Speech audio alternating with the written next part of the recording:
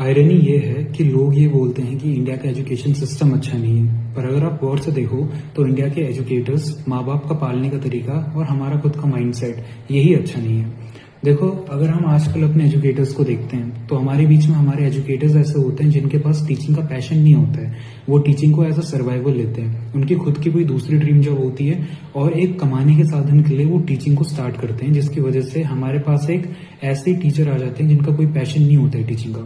उसके बाद हमारे माँ बाप। देखो, बच्चे की जिंदगी में सबसे पहले जो टीचर्स होते हैं वो उसके माँ बाप होते हैं, लेकिन आजकल के माँ बाप, उनको ना हमारी पढ़ाई के बारे में पता है और ना उनके पास खुद में इतना टाइम है कि वो हमारे साथ बैठ के टाइम बिता सके और हमको बता सके कि आगे क्या होगा, इसका मतलब क्या होता है और ये क्या चीजें होती हैं। उसके बाद हमारा खुद का माइंडसेट आ जाता है। आज के टाइम पे बच्चे काफी ज्यादा बदतमीज भी हो चुके हैं। एक टीचर अगर अपनी तरफ से ट्राई भी करता है तो बच्चे उसको सीरियस नहीं लेते हैं, जिसकी वजह से एट द एंड टीचर भी अपनी एक होप खो देता है। देखो, स्कूल में जो भी चीज हमको पढ़ाई जाती है वो सब एक सिस्टमेटिक पैटर्न फॉलो करता है। चाहे तुम कुछ भी देख लो, चाहे तुम 10th क्लास तक भी देख लो, जितनी भी चीजें उसमें पढ़ाई जाती है, चाहे वो सोशल साइंस के अंदर आती हो, चाहे वो मैथ्स के अंदर आती हो, वो सब हमको एसएससी के एग्जामिनेशन से लेके यूपीएससी के एग्जामिनेशन तक देखने को मिलती है। लेकिन सरकार को एक चीज पता थी कि सबको यूपीएससी या फिर एसएससी क्लियर नहीं करना है, इसलिए उन लोगों ने 11th क्लास में सेक्शंस बांटे।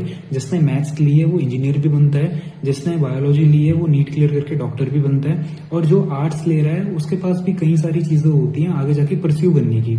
तो इंडिया का जो एजुकेशन सिस्टम है वो फ्लेक्सिबल भी है। और उसके बाद जितने भी हमारे स्कूल्स में कॉम्पिटिशन्स होते हैं, चाहे वो डिबेट कॉम्पिटिशन हो जाए, चाहे वो कुछ भी हो जाए, एट द एंड वो हमारे अंदर एक स्किल लाता है, जिस स्किल को हम इग्नोर करते हैं। वही स्किल होती है जो हमारे अंदर एक प्रोफेशनलिज्म लाता है, वही स्किल होती है जो हमको बाहर सर्वाइव करने का एक तरीका भी देती है। चाहे वो स्पोर्ट्स की ही क्यों नहीं टूर्नामेंट हो जाए, चाहे वो कोई भी कंपटीशन हो जाए, वो सब एक स्कूल का पार्ट होता है जिसको हम इग्नोर करते हैं। और यूजुअली टीचर भी इग्नोर करता है ये बोल के कि इससे नहीं हो पाएगा करके।